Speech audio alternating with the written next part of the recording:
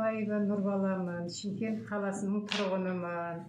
Осы GVC компаниясына келіп, осылардың табиғи шөп дәрісін ішіп, содан мен нәтиже көрдім. Жағдайым қазіргі таңда өте жақсы. Мен осыдан 13 жылдан бері мен ауыратын едім. Паллиативт болып ауырдым. Апта сайын Метажек деген укол салдырмасам мен жүре алмайтын едім. Жүре алмай қалып, диклофенакты үйде салдырумен болатын едім. Порталмен жатып жүрдім, бірақ ауруым қайталап соға беретін. Одан тромбо болдым, бір аяғым қатты ісіп кетіп, коляскада отырдым. Одан да Құдайға шүкір жайлап жақсы болдым. 3 жерде учетта тұратын едім. Тромбодан, паллиативтен, асқазаным операция болған, жара болып. Одан да жақсымын. Осы өнімдерді ойлап тапқан мынау Асан мырзаға көп рахмет. Алла разы болсын. Шипасын көріп жатырмыз. Қанша продукцияны іштіңіз, қайсысын іштіңіз? Осының бәрін алып іштім мен. Бірден жетеуін алып іштіңіз? Жетеуін де алып іштім.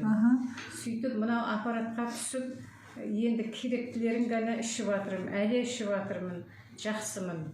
4 айдан асты мен осыны ішіп жатқаныма.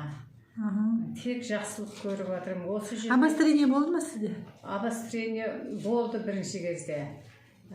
Кейін жайлап қалпына түсті. Ауыратын жерім бәрін қозғады.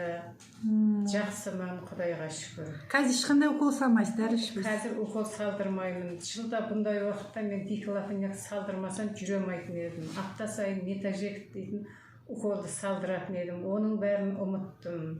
Тек жақсы болады. Тек осы шайды осыларды ішіп жүрсіз қазір? Осыларды ғана ішіп жүрмін, иә. Аллаға шүкір. Енді айналаңызға айтып жүрсіз? Айналама айтып, осы жерге адамдарды ертіп келіп, сауабын алып жатырмын. Құдайға шүкір, Құдайға шүкір. Рахмет сізге. Ол тек сауапты жасау керек екен, өзің жақсылық көрген екенсің. Иә, соны айтқыңыз келеді, иә?